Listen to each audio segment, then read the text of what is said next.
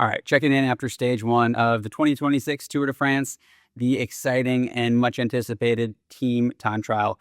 This was the first time in over 50 years the Tour de France has started with a team time trial, and the first time in, I think, 7 years since the time trial had been included in the race at all. And I think this is a great chance to highlight a mental skill, which is really foundational to my philosophy on mental performance and general performance excellence, and that is mindfulness. One of the ways that we connect mindfulness specifically to the stage of the Tour de France or any high stakes competition is that we can be in training or in smaller races or in lead up races. We can get to a place where we are less distracted or we're really razor focused, not scared, no fear, no anxiety, no pressure.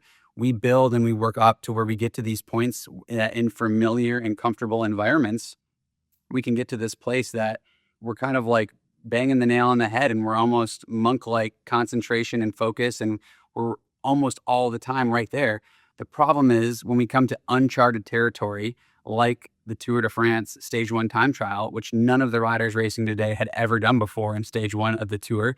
You can also use the example of the Olympic finals that we don't get to experience ever, or the Olympics in general, a state championship. And then we can think that, oh no, I'm all good. I'm not going to experience fear. I'm not going to experience anxiety, pressure, distraction anyway. I'm all good. But then we get to these new highly charged, greater challenge environment events. And if you haven't developed your ability to be mindful and work with those thoughts and feelings and emotions that come in, that's when we get into trouble. And you saw most of the teams out there today, a lot of the teams that we featured on our coverage, obviously Jonas Vingegaard, also Filippo Ganna and their company Ineos, Tadej Pogacar, his UAE team, all those teams putting together really strong rides and utilizing that ability to work with any feelings of pressure, anxiousness, fear that come up. And make no mistake, even these champions do feel it. You heard from the interviews from Pogacar, from Vingegaard afterwards.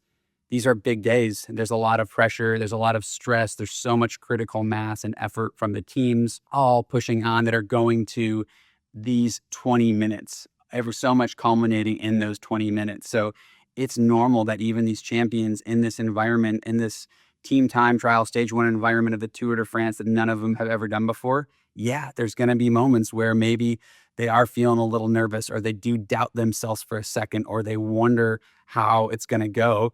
And ultimately, it's that ability of mindfulness, which is awareness, acceptance, and then re-aiming of attention for action that serves them. And this is a trainable skill. We train mindfulness by doing deliberate mindfulness training, such as breath work, meditation, where we focus on our breath for even just a couple minutes, allow thoughts, feelings to come, and then let them go, bring our attention back to the breath.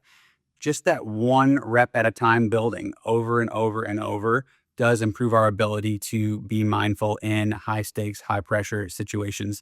We can also incorporate mindfulness training into our sport specific training. So when we're out on the bike, creating designated focus, attentional aiming intervals where, for 10 minutes, I'm only thinking about this portion of my pedal stroke, or my feeling of my sit bones on the saddle, or how I'm breathing, or keeping my head down in my T position.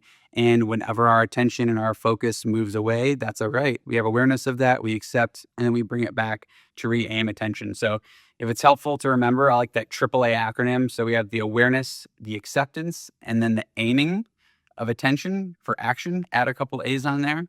And this is trainable. So one of the great things about the team time trial is there's so much structure built into it. I remember doing the team time trial at the Tour de France and getting to these moments where I was worried and scared. I was riding on the wheel of my teammate Cadell Evans that would go on to win the race, and I had these moments of being distracted or fearful about tapping his wheel or crashing him or not being able to pull through strong enough. And ultimately, it was my ability to be aware of that, accepting of it, recognizing it wasn't going to wreck my day. It didn't mean I was broken or failing. And then what do I do now? What's next? What's the task at hand? How am I aiming that attention? And these team environments of the Tour de France, they're really good at building in a lot of structure and options for re-aiming that attention. So places in the warm-up routine, pacing, technical aspects of the course, it's all built in and talked about a lot. But that doesn't mean that we can still not be successful with mindfulness without such structure and team implementation and support of us like these guys at the Tour de France have. So encourage everyone, whether it's modest performance goals or just for outside of performance, outside of sport, just for life, an absolute foundational skill of mindfulness, developing our ability to be aware, accepting, and re-aiming that attention. Hope you enjoyed this mental takeaway from today's stage of the tour. A lot more exciting action to come as we get into the open road stages tomorrow. We'll talk to you then.